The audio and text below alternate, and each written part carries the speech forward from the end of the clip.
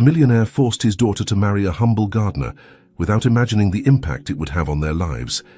Sarah sighed deeply as she gazed out at the vast garden of the mansion from her bedroom balcony.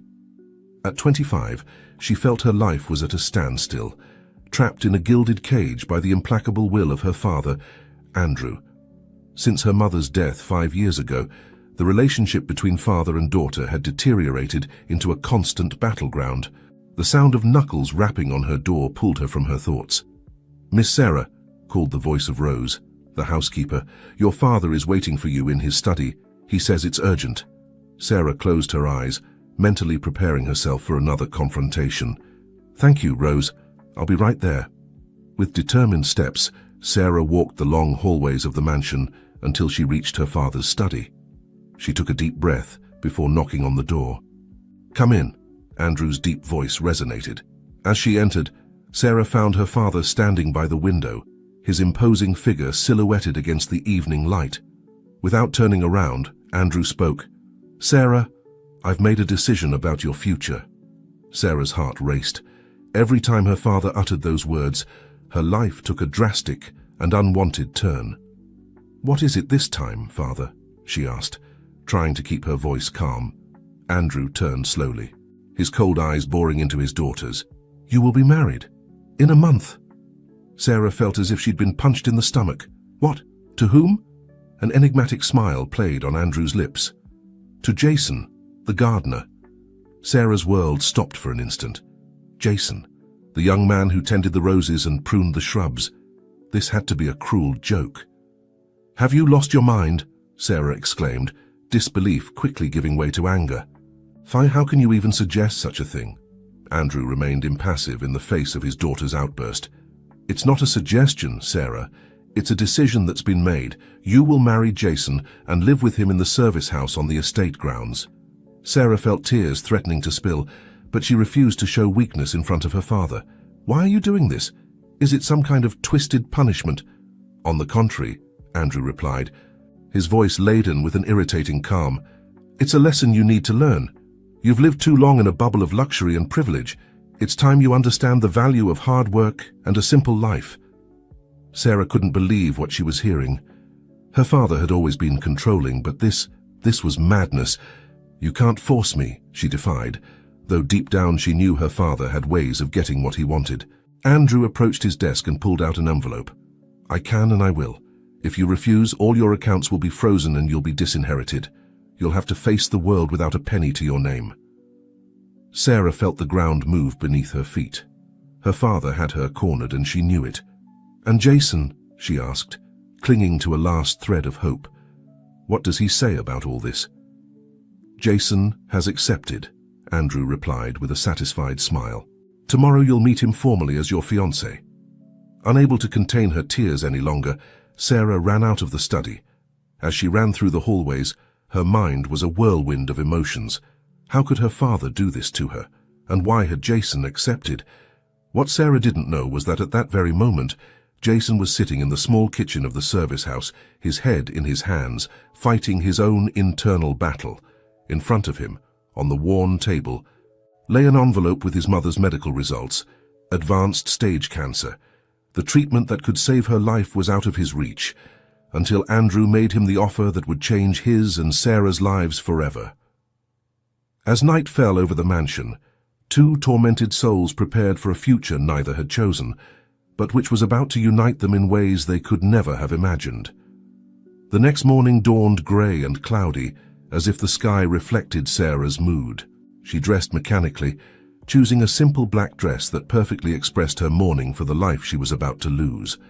When she descended the stairs, she found her father waiting for her in the foyer.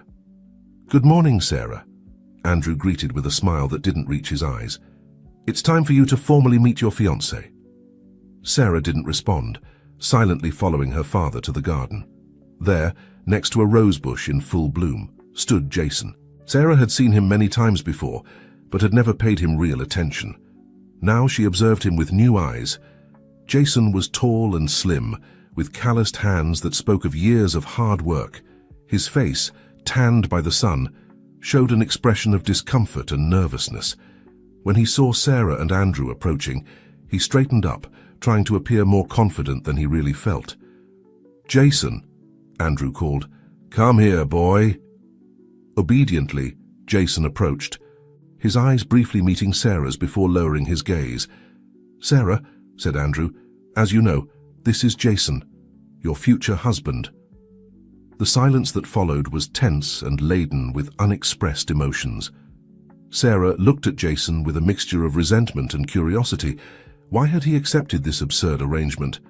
"I'll leave you to get to know each other better," Andrew announced, retreating with a satisfied smile. Once alone, Sarah could no longer contain her frustration. "Why did you accept this?" she spat. "What do you gain from this marriage farce?" Jason raised his gaze, his brown eyes filled with a sadness that took Sarah by surprise. "I had no choice," he replied quietly. "My mother, she's very ill. Mr. Andrew promised to pay for her treatment if I agreed to marry you." The revelation hit Sarah like a cold wave. Suddenly, the image she had of Jason as an opportunist crumbled.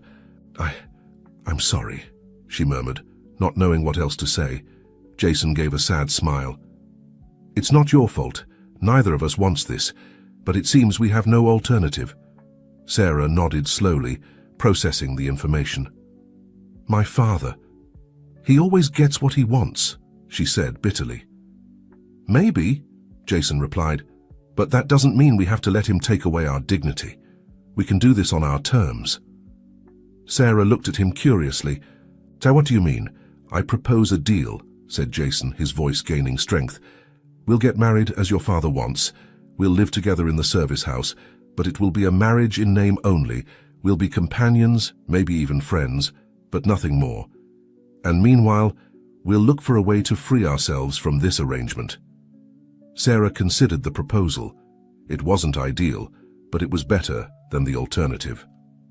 "All right," she finally said, extending her hand. "Deal."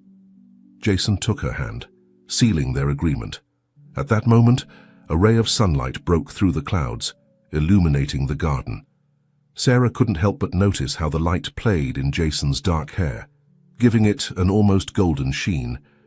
"You know," said Jason, looking around, "this garden has been my refuge for years. Maybe it can be yours too." Sarah followed his gaze, seeing for the first time the beauty that surrounded her. The roses, the lilies, the daisies, each flower seemed to tell a story. "Maybe," she replied, feeling something inside her begin to change. "Maybe." As they walked together through the garden, talking about their lives and their frustrated dreams, Sarah realized that Jason was much more than she had imagined. He was intelligent, kind, and had a passion for life that was contagious. For his part, Jason discovered that beneath the facade of a rich, spoiled girl, Sarah was a strong and determined woman, with a heart that yearned for freedom and purpose. As the day progressed, both felt that, despite the circumstances, they might have found an unexpected ally in each other. What neither of them knew was that Andrew was watching them from the window of his study, an enigmatic smile on his lips. His plan was in motion, and soon, very soon, all the pieces would fall into place. The days flew by, and before Sarah and Jason could fully process it, their wedding day arrived. The Blackwell mansion had been transformed into a scene of luxury and opulence, a facade that hid the true nature of the event. Sarah found herself in her room, looking in the mirror while Rose, the housekeeper, adjusted the final details of her wedding dress. The reflection that stared back at her was that of a beautiful but tormented woman, with eyes that shone not with happiness, but with determination. "You look lovely, Miss Sarah," said Rose with a sad smile, aware of the true situation. Sarah tried to smile, but the gesture didn't reach her eyes. "Thank you, Rose. At least one of us can pretend this is a happy occasion." At that moment, someone knocked on the door. It was Andrew. "Ready, my daughter?" he asked with a smile that Sarah thought looked more like a grimace. "As ready as one can be for a farce," Sarah responded bitterly. Andrew frowned. "This attitude of yours has to change, Sarah. It's for your own good." Sarah bit her tongue, knowing that arguing would serve no purpose.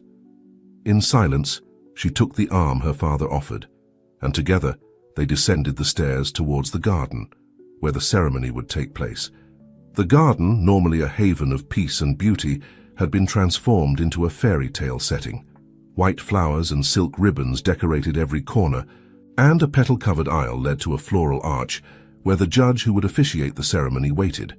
And there, at the end of the aisle, was Jason.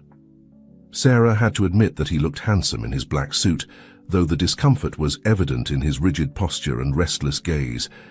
As she walked down the aisle on her father's arm, Sarah felt all eyes on her. The guests, all business partners and friends of Andrew's high society circle, whispered among themselves, no doubt commenting on the strange couple and the circumstances of the wedding. When she finally reached Jason's side, their gazes met. In his eyes, Sarah saw reflected her own mixture of resignation and determination. Without words, they communicated a clear message: we're in this together. The ceremony passed like a blurry dream for Sarah. She vaguely heard the judge's words, mechanically responded, "I do," when the time came, and felt the cold metal band slide onto her finger as they exchanged rings. When the judge declared them husband and wife, there was a moment of hesitation. Should they kiss? Sarah and Jason looked at each other, undecided. Finally, Jason leaned in and placed a chaste kiss on Sarah's cheek. The gesture, though small, conveyed more comfort than Sarah had expected. The reception that followed was another display of Andrew's power and influence. Champagne flowed freely. The orchestra played cheerful melodies, and the guests danced and laughed, oblivious to the drama unfolding beneath the surface. Sarah and Jason played their roles as best they could, smiling for photos, accepting congratulations, and dancing the traditional first dance as a married couple. But for both of them, every minute felt like an eternity. At one point during the night, while Jason was distracted talking to some guests, Sarah slipped away to a quiet corner of the garden. She needed a moment to breathe, to process everything that had happened.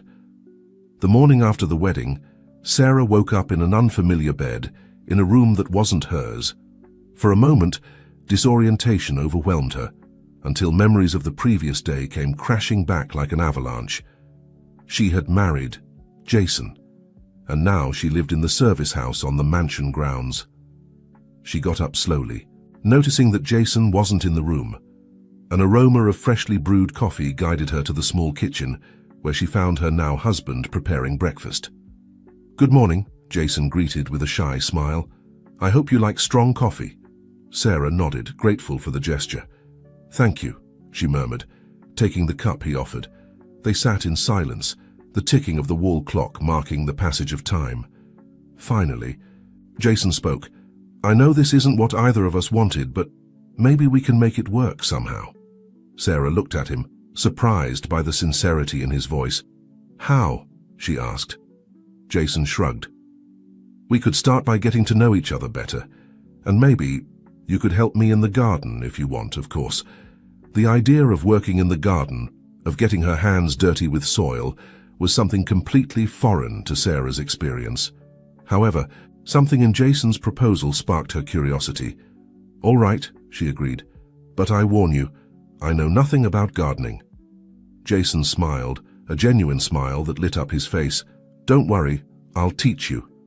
And so began a new routine for Sarah. Every morning after breakfast, she accompanied Jason to the garden. At first, she felt awkward and out of place, her delicate hands unaccustomed to physical work. But over time, she began to find a strange peace in the task of caring for the plants. Jason turned out to be a patient and enthusiastic teacher. He taught Sarah the names of different flowers and plants, how to care for them, when to water them. He showed her how to prune rose bushes to make them bloom more vigorously, how to plant seeds and watch them grow day by day. As the days passed, Sarah found herself looking forward to mornings in the garden, not only for the satisfaction of seeing the plants grow under her care, but also for the conversations with Jason. She discovered that he was much more than a simple gardener. He was an intelligent and sensitive man, with a passion for nature that was contagious.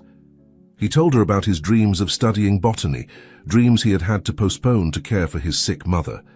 For her part, Sarah told him about her lonely childhood, how her mother's death had created an unbridgeable gap between her and her father. She told him about her own frustrated dreams of studying art, a passion that Andrew had always considered a waste of time.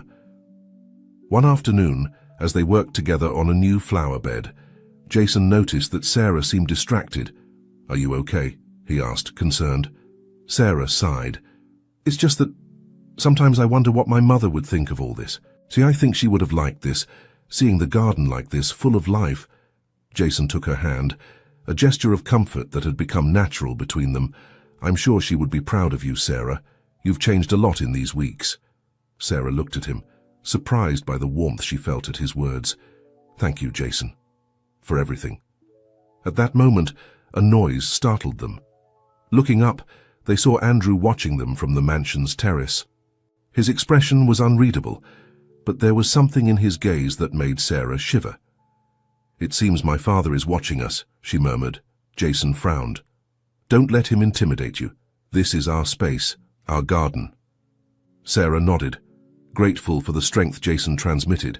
Together, they returned to their task, aware of Andrew's gaze upon them, but determined not to let it affect them. What neither of them knew was that Andrew wasn't the only one watching them. Hidden among the bushes, an unknown figure was observing them carefully, taking notes in a notebook. The plot was thickening, and soon, very soon, new secrets would come to light. As the weeks passed, the relationship between Sarah and Jason continued to evolve. What had begun as a forced marriage was turning into a genuine friendship, and perhaps into something deeper that neither of them dared to name yet. One afternoon, as Sarah was returning from doing some shopping in the nearby town, she noticed an unfamiliar car parked in front of the main house.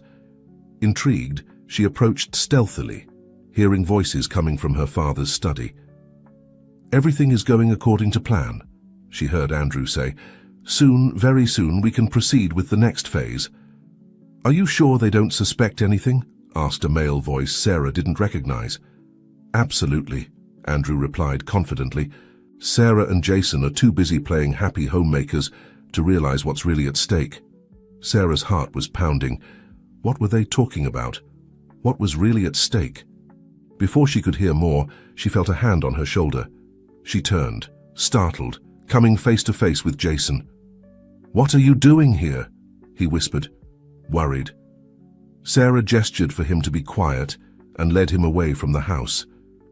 Once they were at a safe distance, she told him what she'd overheard. Jason frowned, clearly disturbed by the information. "I always knew your father had a hidden motive for this marriage, but this sounds bigger than we imagined." "We have to find out what's going on," Sarah said with determination. Jason nodded, but his expression was one of concern. "We must be careful. Your father is a powerful and dangerous man when he feels threatened." That night, as they ate dinner in their small kitchen, Sarah and Jason discussed their options. They decided they needed more information before acting. Jason suggested taking advantage of his position as a gardener to observe the comings and goings at the mansion, while Sarah would try to get closer to her father, feigning a renewed interest in the family business.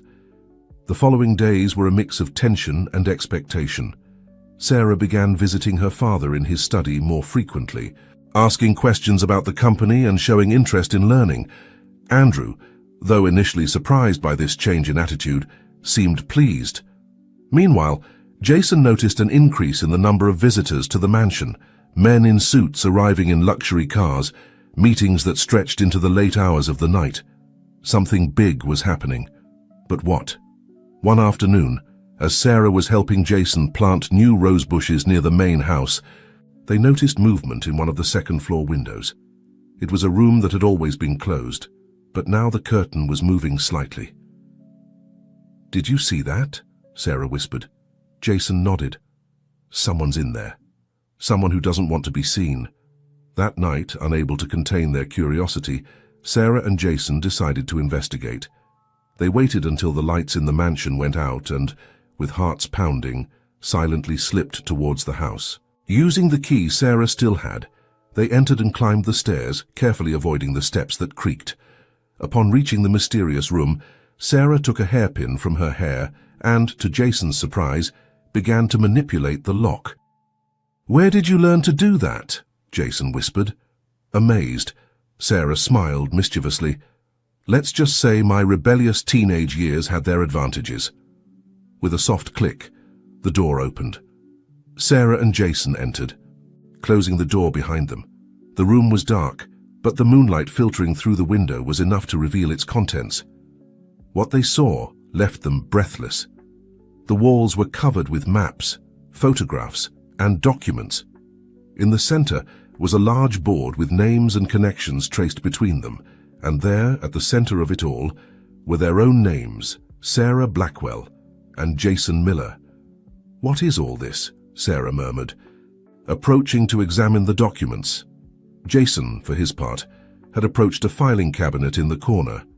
He opened a drawer and began to leaf through the files it contained. "Sarah," he called with a tense voice, "I think you should see this." He handed her a folder. Sarah opened it and as she read its contents, felt the ground moving beneath her feet. "This can't be true," she whispered, looking at Jason with eyes full of shock and confusion. Before they could process what they had discovered, they heard footsteps in the hallway. Someone was approaching. Sarah and Jason looked at each other, panic reflected in their eyes. They were trapped, with secrets too big to comprehend and nowhere to hide. The doorknob began to turn. Sarah's heart was beating so hard she feared it might be heard throughout the hallway. Jason, acting quickly, took her hand and dragged her towards the large wardrobe in the corner of the room. They barely had time to close the door before someone entered the room. Through the slats of the wardrobe, Sarah and Jason saw Andrew enter, followed closely by a man they didn't recognize. He was tall, with graying hair and an impeccable suit that screamed power and money. "Everything is ready, Ernest," said Andrew, turning on the room light. "Soon we'll be able to proceed with the merger of the companies." The man, Ernestes, nodded with a cold smile. "Excellent. And what about the young ones? Do they suspect anything?" Andrew let out a dismissive laugh. "Sarah and Jason are too busy playing happy house to realize what's happening around them. They're perfect pawns in our game." Inside the wardrobe, Sarah had to bite her lip to keep from letting out a cry of indignation. Jason squeezed her hand, a silent gesture of support and warning. "However," Andrew continued, "there's something that worries me. I've noticed that Sarah has shown a sudden interest in the family business. It could be simple curiosity, but—" "We can't take risks," Ernest interrupted. "If she suspects something, we must act quickly. Remember, Andrew, there's a lot at stake here. Not just our fortunes, but also—" At that moment, Andrew's phone rang, interrupting the conversation. After a brief chat, Andrew turned to Ernest. "We have to go. A problem has arisen at the production plant." The two men quickly left the room, leaving Sarah and Jason in a tense silence filled with questions. Once they were sure Andrew and Ernest had gone, they came out of the wardrobe. Sarah was shaking, a mixture of rage and confusion on her face. "Pawns?" she whispered furiously. "Is that what we are to him? A game?" Jason, though equally disturbed, kept his calm. "Sarah, we have to get out of here. It's not safe to stay." Quickly, they gathered the documents they had been examining before the interruption and stealthily left the room. Once back in the safety of their small house, they spread the papers out on the kitchen table. "I can't believe it," Sarah murmured as she reread the documents. "All this time, everything has been a lie." The papers revealed a truth that neither of them had imagined. Jason wasn't a simple gardener, but the illegitimate son of Ernest, the powerful businessman they had just seen in the secret room. Ernest had kept Jason's existence a secret for years, but now planned to use him as a key piece in an elaborate business strategy. "My real father," Jason murmured, his voice barely a whisper. "All my life I've believed I was an orphan. And now—" Sarah took his hand, offering silent comfort as they continued reading. The documents detailed an intricate plan. Andrew and Ernest planned to merge their companies, creating a conglomerate that would dominate the market. Sarah and Jason's marriage was just a facade to legally unite the two families and facilitate the merger. "My father," Sarah said, disbelief giving way to anger in her voice. "He's been manipulating us all this time, all of us." Jason nodded, his face a mask of conflicting emotions. "And my mother." Did she know the truth, or was she deceived too? Sarah stood up, pacing back and forth in the small kitchen. "We have to do something, Jason. We can't let them get away with this." "I agree," said Jason, his voice gaining determination. "But we have to be careful. If Andrew and Ernest discover that we know the truth, they could be dangerous," Sarah finished for him. They looked at each other, the realization of their situation falling heavily upon them. They were no longer just two young people trapped in an arranged marriage. Now they were the only ones who could unmask a conspiracy involving millions of dollars and decades of lies. "What do we do now?" Sarah asked, suddenly feeling overwhelmed by the magnitude of their discovery. Jason stood up and hugged her, a gesture that had become natural between them in recent weeks. "For now, we have to keep acting normal. We can't raise suspicions while we plan our next move." Sarah nodded against his chest, grateful for his strength and clarity of thought. "You're right, but we need help. We can't face them alone." "I know someone who might be able to help us," Jason said after a moment of reflection. "A friend from college who's now a lawyer. We could trust him." "Perfect," said Sarah, pulling away slightly to look him in the eyes. "Contact him as soon as possible. Meanwhile, I'll keep feigning interest in my father's business. Maybe I can get more information from the inside." They stayed like that for a moment, embracing in the small kitchen the weight of their discoveries and the uncertainty of the future weighing on them. But there was something else too, a connection that had strengthened through shared adversities. "Sarah," Jason said softly, "whatever happens, I want you to know that I'm grateful we're in this together. I can't imagine facing all of this without you." Sarah looked at him, surprised by the intensity of his words and by the warmth she felt growing in her chest. "Me too, Jason. Me too." At that moment, with the moon shining through the kitchen window and the scent of roses from the garden floating in the air, both realized that their feelings had changed. What had begun as a forced marriage had become something real, something deep and true. Slowly, almost without realizing it, their faces drew closer. Their lips met in a soft kiss, timid at first, but which soon deepened, carrying with it all the emotions they had been repressing. When they finally separated, both slightly breathless, Sarah and Jason looked at each other with new eyes. They were no longer victims of circumstances, but partners, allies, and perhaps something more. "We're going to get through this," Sarah said with determination. "Together." Jason nodded, a smile forming on his lips. "Together." As they prepared for bed that night, with the documents carefully hidden and their minds full of plans and possibilities, Sarah and Jason knew that their lives had changed forever. The secrets they had discovered threatened to destroy everything, but they had also given them something precious, the truth about themselves and about their mutual feelings. The next morning, they woke up with a new determination. They had a long road ahead, full of dangers and challenges, but they were ready to face it. The garden they had cultivated together had become a symbol of their relationship, something beautiful and strong that had grown on the most unlikely ground. What they didn't know was that their problems were just beginning. As they prepared to start their day, pretending normalcy to the outside world, a new threat loomed over them. Someone else had discovered their secret. Someone who had their own plans for the future of Blackwell and Miller Enterprises. The game had begun, and Sarah and Jason were about to discover that in the game of power and family secrets, nothing is what it seems. The sun had barely begun to rise over the horizon when Sarah and Jason left their small house for the garden, maintaining appearances. They set about working on the rose bushes, but their minds were far away. They noticed someone approaching. It was Rose, the housekeeper, with a worried expression on her face. "Miss Sarah, Mr. Jason," she said, in a low voice when she was close enough. "I need to speak with you. It's important." Exchanging surprised looks, Sarah and Jason followed Rose to a secluded corner of the garden where the bushes hid them from prying eyes. "I overheard you last night," Rose confessed, her voice barely a whisper. "I know you discovered the truth about Mr. Ernest and Mr. Andrews' plans." Sarah and Jason tensed, alarmed by the revelation, but before they could say anything, Rose continued. Don't worry, I'm on your side.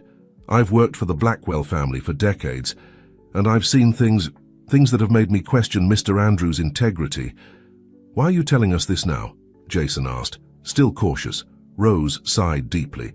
Because I can't stay silent anymore. What Mr. Andrew and Mr. Ernest are planning, it's not just about money.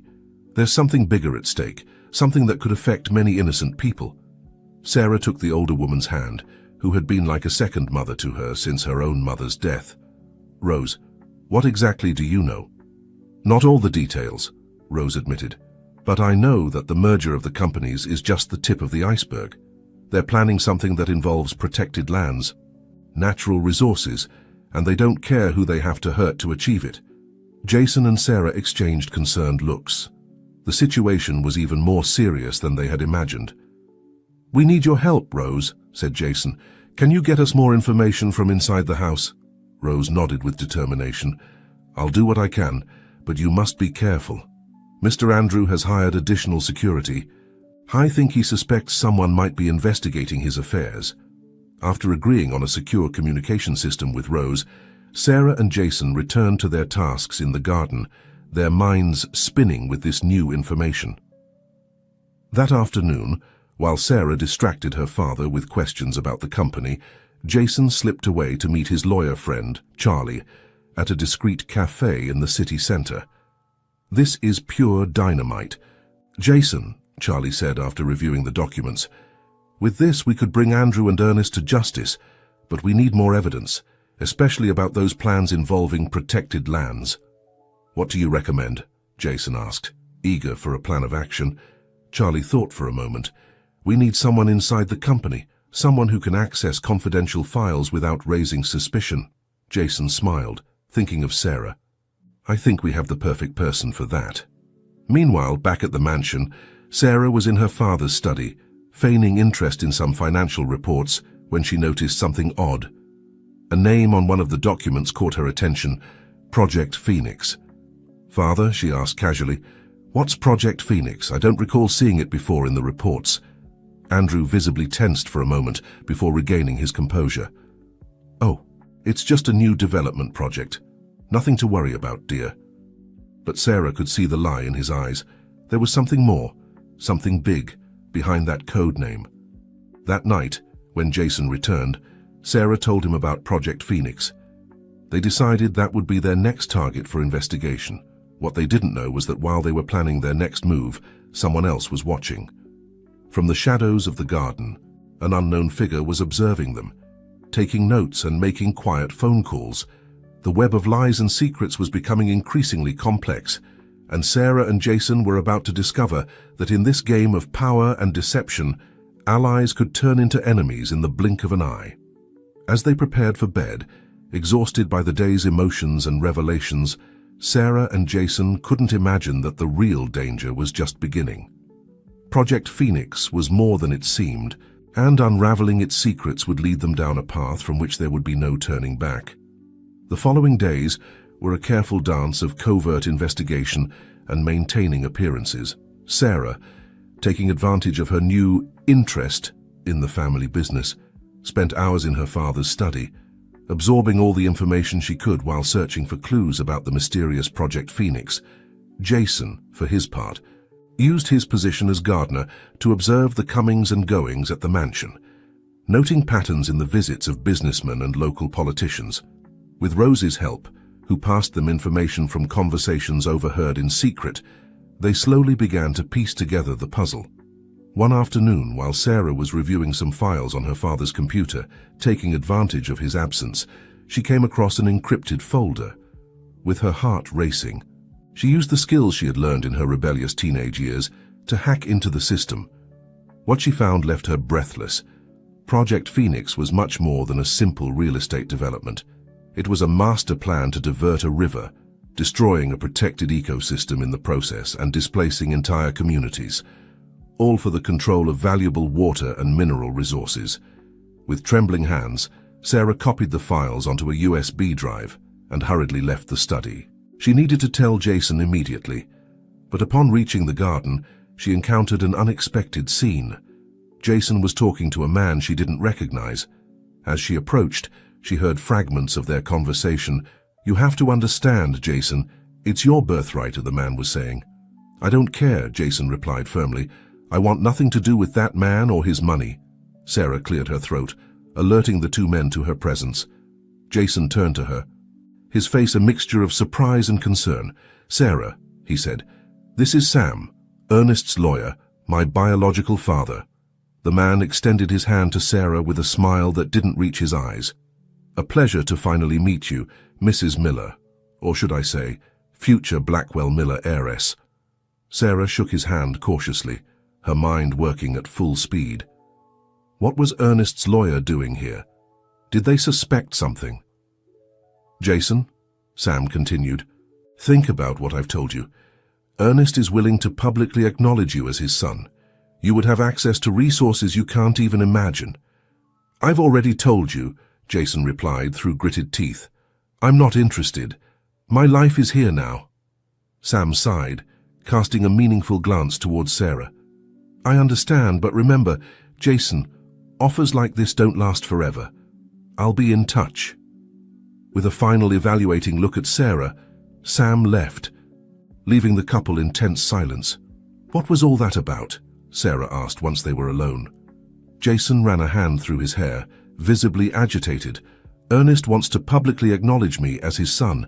He says he wants to make things right after all these years." Sarah frowned. "And what do you think?" "I think it's a trap," Jason replied firmly. "I don't trust him or his motives. But," he paused, looking at Sarah with concern, "this could be an opportunity. If I accept, I could have access to information that would help us stop Project Phoenix." Sarah felt a chill run down her spine. With everything that had happened, she had almost forgotten about the USB drive in her pocket.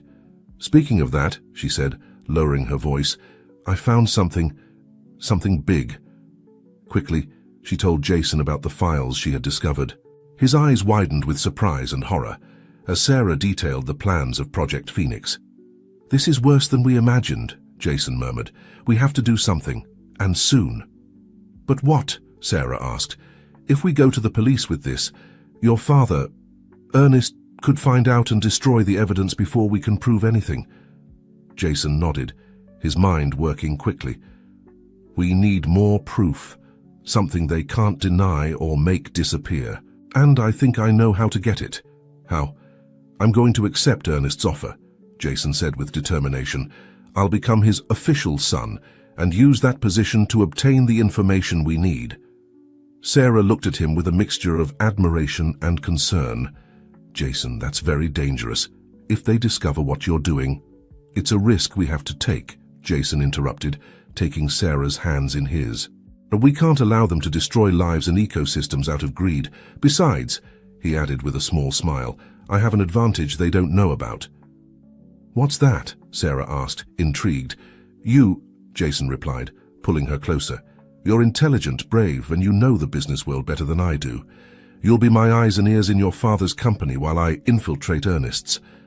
Sarah felt her heart racing, both from the danger of the plan and from Jason's closeness. "It's risky," she said softly, "but you're right, it's our best chance." They looked into each other's eyes, the tension of the moment mixing with the growing attraction between them. Slowly, as if drawn by an invisible force, their faces drew closer until their lips met in a passionate kiss. When they finally separated, both slightly out of breath, Sarah rested her forehead against Jason's. "Promise me you'll be careful," she whispered. "I promise," Jason replied, gently caressing her cheek. "Together, we're going to unmask this conspiracy and protect those who can't defend themselves." That night, as they prepared for bed, Sarah and Jason knew they were about to embark on the most dangerous mission of their lives. Project Phoenix threatened to destroy more than just an ecosystem. It threatened to destroy lives, communities, and the very future itself. But as they embraced in the darkness, they found strength in their union. What had begun as a forced marriage had become a powerful alliance, forged in the fire of adversity and tempered by a growing love. What they didn't know was that their enemies were closer than they thought. In the main mansion, Andrew was receiving a call that would change the course of events. "Mr. Blackwell," said a voice on the other end of the line. "We have reason to believe your daughter and son-in-law are investigating Project Phoenix. How do you want us to proceed?" Andrew frowned, his face hardening with determination. "Watch them closely. If you confirm they know something, eliminate the threat. We can't allow anything to stand in our way." As he hung up the phone, Andrew looked out the window towards the small house where his daughter and Jason slept, unaware of the danger looming over them. The game had entered a new phase, and the stakes had never been higher. The following days were a whirlwind of activity for Sarah and Jason. While Jason prepared for his official reunion with Ernest, Sarah intensified her presence in her father's company, absorbing all the information she could about Project Phoenix and its ramifications. On a sunny morning, Jason found himself standing in front of the imposing Miller Enterprises building, nervously adjusting his tie. It was the first time he had entered there as Ernest's recognized son, and the sensation was surreal. "Welcome, Mr. Miller," the receptionist greeted him with a rehearsed smile. "Your father is waiting for you in the boardroom." Jason nodded, swallowing hard as he headed towards the elevator. On the way, he couldn't help but notice the curious glances and whispers from the employees. The news of his discovery as Ernest's son had spread like wildfire in the business world. Upon entering the boardroom, Jason came face to face with Ernest and a group of high-ranking executives. The similarity between their features was undeniable, and for a moment, Jason felt a pang of emotion that he quickly suppressed. "Ah, Jason," Ernest exclaimed, rising to greet him with a hug that felt more like a publicity stunt than a genuine gesture. "Welcome to the family, officially." The next few hours were a whirlwind of introductions, explanations about the company structure, and discussions about the role Jason would play in the future. Although he maintained a facade of interest and gratitude, his mind was focused on a single objective: finding evidence of Project Phoenix. Meanwhile, at Blackwell Enterprises, Sarah found herself in an equally tense situation. Sitting in a board meeting, she listened with disguised attention as her father and other executives discussed territorial expansion and resource acquisition. "Project Phoenix is our #1 priority," Andrew declared firmly. "We need to secure those lands before anyone else discovers their true value." Sarah felt a chill run down her spine. Each new piece of information confirmed the magnitude and cruelty of the plan her father and Ernest had devised. That night, when Jason and Sarah finally reunited in their small house, they shared their discoveries in urgent whispers. "They're planning to start diverting the river in less than a month," Sarah reported, her voice tense with worry. "If we don't stop them soon, it'll be too late." Jason nodded, his face grim. "Ernest mentioned an important meeting next week with some local politicians. I think that's where they plan to seal the deal. We have to be there," Sarah said with determination. "Somehow, we have to record that meeting. It'll be the proof we need." As they discussed the details of their plan, they didn't notice the shadow moving outside their window. A man hired by Andrew to watch them listened to every word with growing interest. The following days were a race against time. Sarah and Jason, with the help of Rose and Jason's lawyer friend, Charlie, worked tirelessly to gather evidence and prepare for the crucial meeting. The night before the big day, as they reviewed their plan one last time, Sarah noticed that Jason seemed distant. "Are you okay?" she asked, taking his hand. Jason looked at her, his eyes full of conflicting emotions. "It's just that, in these days, working in Ernest's company, sometimes I wonder how my life would have been if he had acknowledged me from the beginning, if I had grown up as part of that family." Sarah felt a pang of unease. "Do you regret anything?" Jason shook his head vehemently. "No, not at all. In fact, I'm grateful that things happened the way they did, because they led me to you." They looked at each other intensely, the unspoken words floating between them. Slowly, they drew closer, until their lips met in a passionate kiss, charged with all the love and tension accumulated over the past weeks. When they separated, slightly breathless, Jason caressed Sarah's cheek. "Whatever happens tomorrow, I want you to know that I love you, that you're the best thing that's ever happened to me." Sarah felt tears welling up in her eyes. "I love you too, Jason. Together, we're going to get through this." They embraced tightly, finding strength and comfort in each other's arms. Tomorrow they would face their greatest challenges, but tonight they had each other. What they didn't know was that their enemies were also preparing. In his office, Andrew was receiving the report from the spy who had been watching the couple. "Sir," the man said, "they have evidence. They plan to expose everything at tomorrow's meeting." Andrew frowned, his face hardening with cold determination. "Then we'll have to make sure they never reach that meeting. Do whatever is necessary." As the night progressed, danger crept ever closer to Sarah and Jason. The next day would determine not only the fate of Project Phoenix, but also their own lives. The dawn of the decisive day arrived with a palpable tension in the air. Sarah and Jason prepared in silence, each immersed in their own thoughts and fears. The plan was risky. Jason would attend the meeting as Ernest's newly recognized son, while Sarah would infiltrate the security control room with Rose's help to access the cameras and record the evidence they needed. "Be careful," Jason whispered, hugging Sarah tightly before departing. "You too," she responded, kissing him softly. "See you on the other side." With a final handshake, they separated, each heading towards their destination. Jason arrived at the Miller Enterprises offices with his heart racing. The security guard greeted him with a nod, allowing him passage without problems. "They're all waiting for you in the conference room, Mr. Miller," he informed him. Meanwhile, Sarah snuck in through the service entrance of Blackwell Enterprises, where Rose was waiting for her with a cleaning uniform. "Quickly, miss," whispered the housekeeper, helping her change. "The meeting is about to start."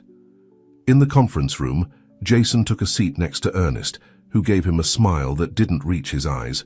"I'm glad you decided to join us, son," he said in a low voice. "Today is an important day for the future of our family." Jason nodded, struggling to maintain a neutral expression as he observed the other attendees, local politicians, influential businessmen, and, to his surprise, Andrew Blackwell. The meeting began, and it soon became clear that Project Phoenix was much bigger and more sinister than they had imagined. Not only were they planning to divert the river and displace communities, but there were also plans for illegal mining and large-scale money laundering. While Jason listened in horror, Sarah managed to enter the security control room. With the instructions Charlie had provided, she began to hack the system to access the cameras in the conference room. Suddenly, the door to the control room burst open. Sarah turned, expecting to see a security guard, but instead found herself face to face with her father. "Dad," she gasped, her mind working frantically to find an excuse. Andrew looked at her with a mixture of disappointment and cold determination. "Oh, Sarah," he said softly, "did you really think I wouldn't realize what you were doing?" Before Sarah could react, two burly men entered the room, firmly grabbing her. "I'm sorry, daughter," Andrew said, though his voice lacked true remorse. "But I can't allow you to ruin everything I've worked for." As Sarah struggled against her captors in the conference room, Jason began to feel that something was wrong. Sarah should have established contact with him through the small earpiece he was wearing, but he only heard silence. Ernest was in the middle of an explanation about how they planned to persuade the last property owners who were resisting selling their lands when Andrew's phone rang. The Blackwell patriarch excused himself and left the room for a moment. Jason took advantage of the distraction to try to communicate with Sarah. "Sarah, can you hear me?" he whispered as low as he could. Nothing. Panic began to grow in his chest. Meanwhile, Sarah was being escorted to an empty office on the upper floor. Andrew followed closely behind, his face a mask of determination. "I never thought my own daughter would betray me like this," Andrew said. Closing the door behind them, Sarah looked at him defiantly. "Betray you? What about your betrayal of all those innocent people you plan to displace? Of the nature you're going to destroy?" Andrew sighed, running a hand through his graying hair. "You don't understand, Sarah. This project will take us to a completely new level. We'll be untouchable." "At what cost, Dad?" Sarah asked, her voice breaking slightly. "Your humanity, your soul." For a moment, Sarah thought she saw a flicker of doubt in her father's eyes, but it vanished as quickly as it had appeared.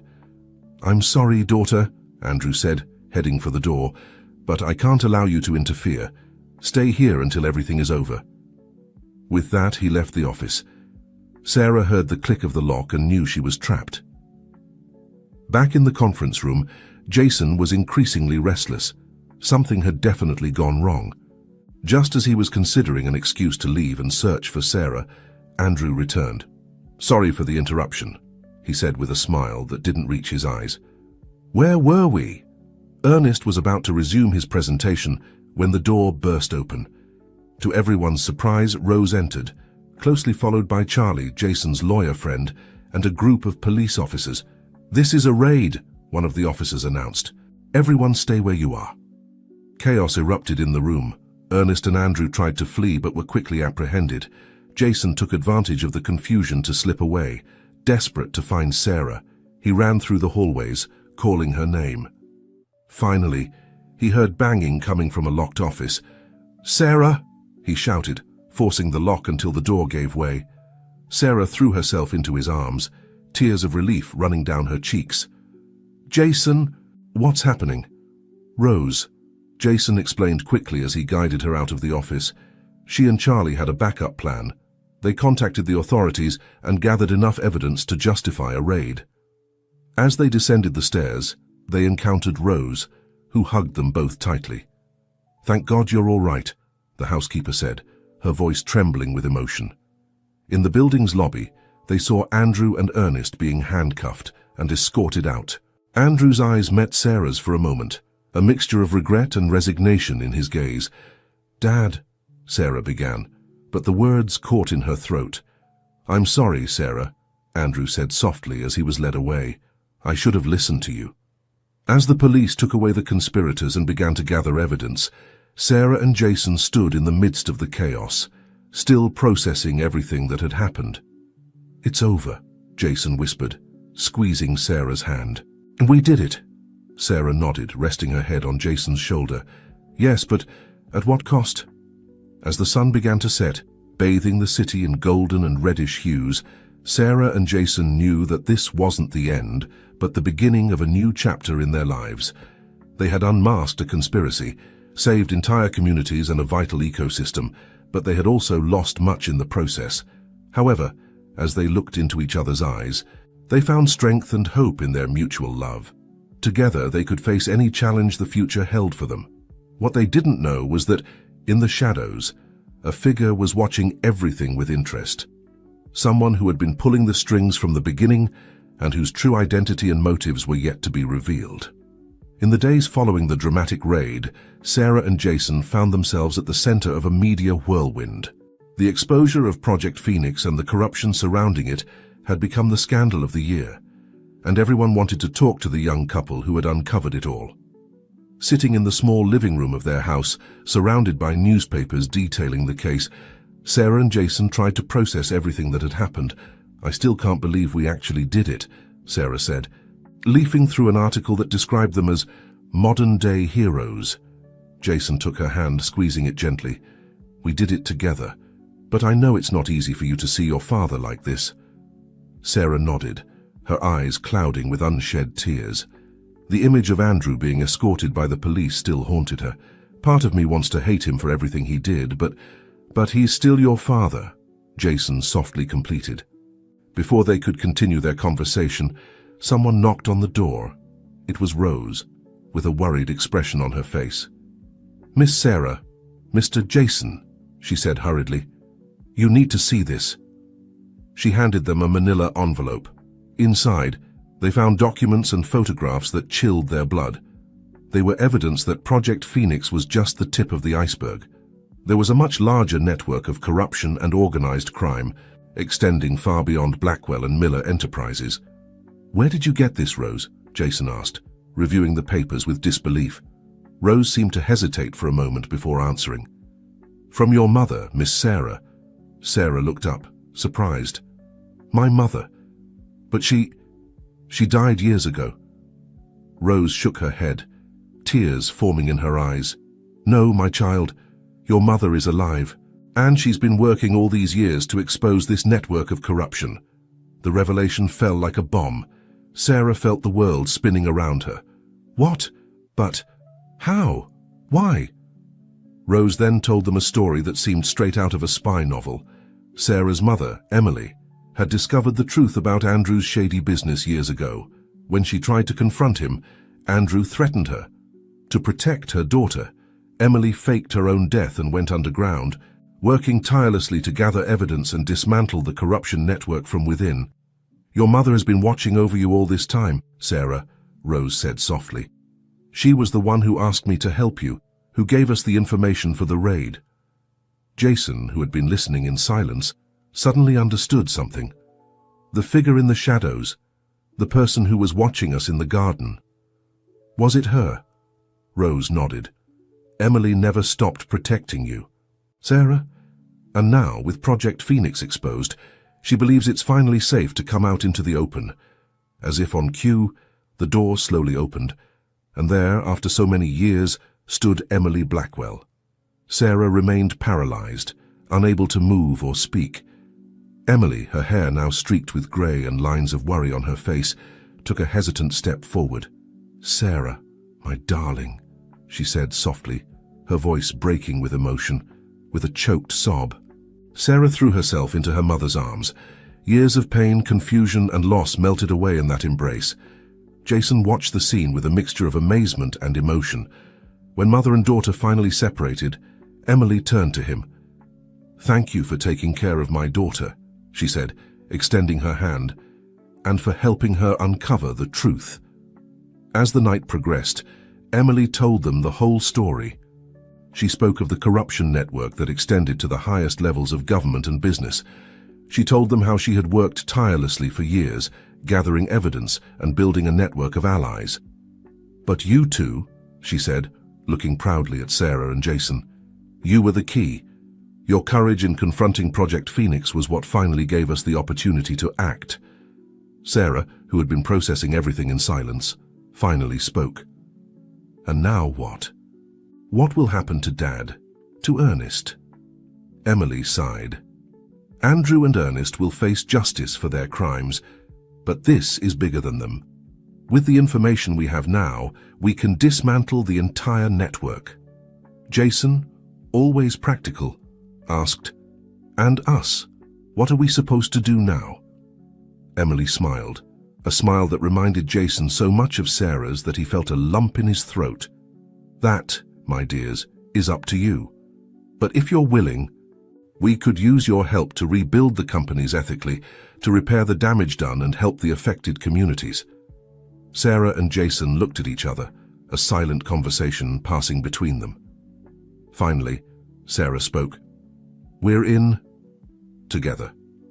As dawn peeked through the window, bathing the room in a golden light, the four of them, Sarah, Jason, Emily, and Rose, sat down to plan the future.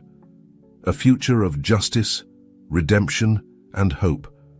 But even as they celebrated this reunion and the beginning of a new chapter, none of them realized that, once again, they were being watched. In a building across the street, a solitary figure was observing them through binoculars. "Enjoy your victory for now," the figure muttered to itself, "because this is far from over." The shadow of a new threat loomed over them, one that would test their love, their loyalty, and everything they had fought for. The months that followed the fall of Project Phoenix and Sarah's reunion with her mother were a whirlwind of activity. Sarah and Jason, with Emily's guidance, embarked on the monumental task of rebuilding Blackwell and Miller Enterprises from the ground up, this time on a foundation of ethics and social responsibility. It wasn't an easy path. The shadow of past corruption still weighed on them, and many in the business world looked at them with skepticism. But little by little, with determination and hard work, they began to gain the trust of employees, investors, and the public. One sunny afternoon, as they supervised the construction of a new community center in one of the areas that Project Phoenix would have destroyed, Sarah turned to Jason with a smile. "You know, when my father forced us to marry, I never imagined we'd end up like this," she said, intertwining her fingers with his. Jason smiled, remembering those tense first days in the garden. Life has a curious way of surprising us, doesn't it? Their moment of tranquility was interrupted by Emily, who approached with a tablet in hand and a worried expression on her face. "Guys, we have a problem," she said, showing them the screen.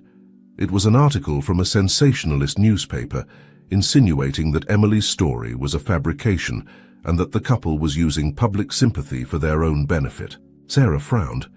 "Who could be behind this?" "I don't know," Emily replied, "but whoever it is, they're well connected. These anonymous sources have information that only someone from the inside could know." Jason, always the strategist, began to think out loud. It could be someone who benefited from the old system and now feels threatened by our changes. As they discussed their options, they didn't realize that someone was watching them from afar. The same shadowy figure that had been monitoring them for months now smiled with satisfaction. "Phase 1 complete," the figure murmured to itself before disappearing into the crowd. The following days were a frenzy of crisis management and public relations. Sarah and Jason worked tirelessly to counter the accusations, while Emily used her contacts to try to uncover the source of the rumors. One night, as Sarah and Jason were reviewing documents in their office, they received an unexpected call. It was Charlie, the lawyer friend who had helped them expose Project Phoenix. "You need to see this," he said, his voice tense. "I'm sending you some files right now." When they opened the email, they were left breathless. They were proofs linking a former associate of Andrew and Ernest, a man named Samuel Morgan, to the smear campaign against them. "Samuel Morgan," Sarah murmured, remembering. "He was like an uncle to me when I was little. He was always at the company parties." Jason frowned. "And he probably benefited enormously from our father's shady dealings." Armed with this new information, Sarah and Jason called an emergency meeting with Emily and their trusted team. They decided it was time to go on the offensive. With the help of Charlie and Emily's media contacts, they began to expose Morgan's connections to the old, corrupt regime. At the same time, they redoubled their efforts in community and social responsibility projects, showing the world the true heart of the new Blackwell-Miller enterprise. The media battle intensified, with Morgan counterattacking with new accusations. But Sarah and Jason stood firm, supporting each other in difficult times. One night, exhausted after another long day, Sarah found Jason in the garden of their house, the same one where their unlikely love story had begun. "Do you think we'll ever have peace?" Sarah asked, sitting next to him on the bench. Jason drew her close, softly kissing her forehead. "I don't know, but I know that as long as we're together, we can face anything." It was at that moment, surrounded by the scent of the roses they had planted together, that Sarah had an epiphany. "Jason," she said, suddenly sitting up, "I think I know how we can end this once and for all." She explained her plan. They would organize a grand charity gala, inviting all the key players from the business and political world. There, in front of everyone, they would expose the complete truth about their story, about the corruption they had unmasked, and about their plans for the future. "It'll be risky," Jason warned. "Morgan will surely be there." "Exactly," Sarah smiled. "And that will be our opportunity to confront him directly." The following days were a flurry of preparations. Emily used her contacts to ensure the presence of key figures, while Charlie prepared a dossier with all the evidence they had gathered. The night of the gala arrived. The hall was filled with the city's elite, all curious to see what the young couple who had shaken the establishment had to say. Sarah and Jason took the podium, hand in hand. With a clear and firm voice, Sarah began to tell their story. She spoke of the corruption they had uncovered, of the lies and manipulations, but also of hope and redemption.